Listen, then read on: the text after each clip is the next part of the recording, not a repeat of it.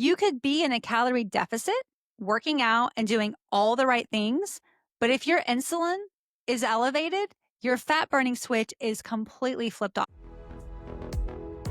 Welcome to the Glucose Diaries, where midlife meets metabolic magic. I'm Stephanie, and after 20 plus years of trial and error, I finally cracked the code on blood sugar, hormones, and fat loss. And now I'm sharing everything I've learned with you.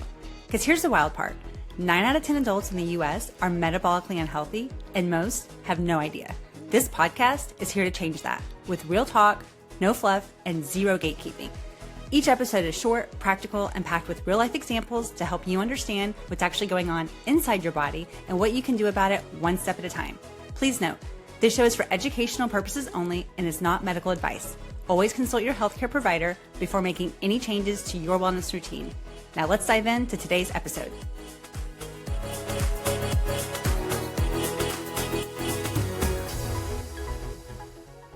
Welcome back to the Glucose Diaries. I'm Stephanie, and today we're talking about one of the most frustrating questions that I hear all the time.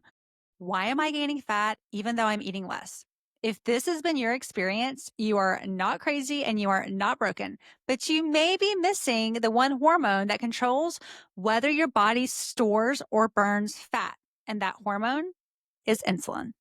Now, if you remember back from episode 1, insulin is a hormone made by your pancreas. It gets released when you eat, especially carbs and sugar, and its job is to help shuttle glucose out of your bloodstream and into your cells for energy. Think of it like an Uber driver for sugar. It picks up the glucose and drops it off at your liver and muscles. But if those are already full, which is really common that they are, insulin has no choice but to store that excess sugar as fat. And here's the big key. When insulin is present, your body is in storage mode, not burn mode. So let me repeat that. When insulin is present in the body is not in fat burn mode, it's in fat storage mode.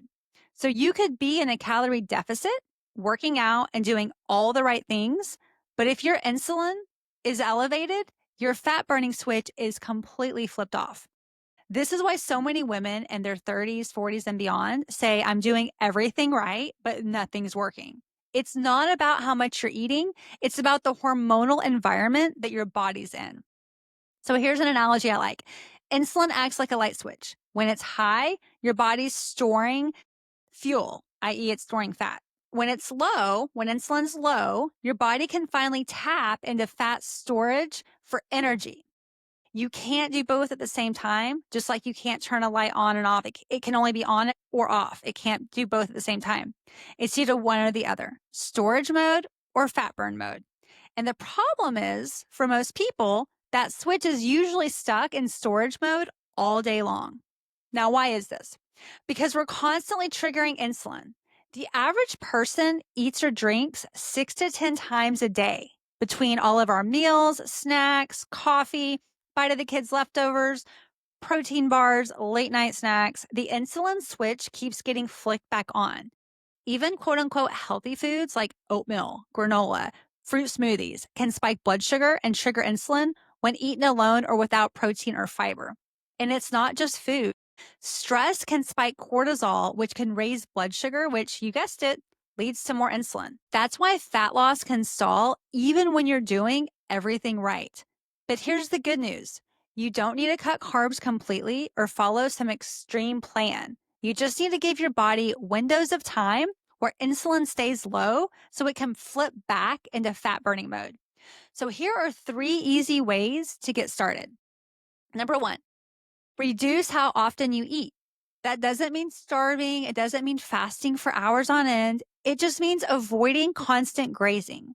Give your body 3 to 4 hours between meals to come back to baseline.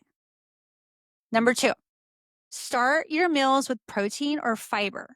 When you eat in the right food order, fiber first, then protein and fats, and then carbs/sugar, you blunt the blood sugar response, which lowers the amount of insulin your body needs to produce. And third, walk after meals. We talked about this before, but even 10 minutes can help your muscles soak up glucose without needing as much insulin. It's simple, it's free, it's one of the best things you can do for your metabolism. You can't walk, do some air squats. So if you've been stuck in fat storage mode, and nothing seems to be working, it's time to stop blaming your willpower and start looking at your hormones. If you want help figuring out if insulin resistance is the root of your symptoms, grab my free insulin resistance checklist at theglucosediaries.com/checklist, and you'll get the most common signs and the next steps that you can take to start turning your metabolism back on.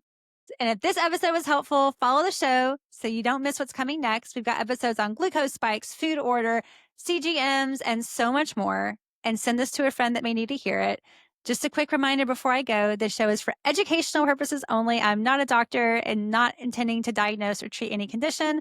Always consult your physician before making any health or nutrition changes. But if you've been feeling stuck and no one's listening, this may be the missing piece.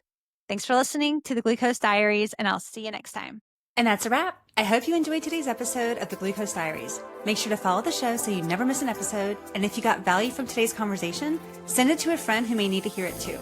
And if you have a few seconds, it would mean the world to me if you would leave a quick review on whatever platform you're listening to this episode. It helps more women like you find this show and feel less alone on their wellness journey. You can find any links or resources mentioned today at theglucosediaries.com, and come say hey over on Instagram at theglucosediaries. I love connecting with you in the DMs.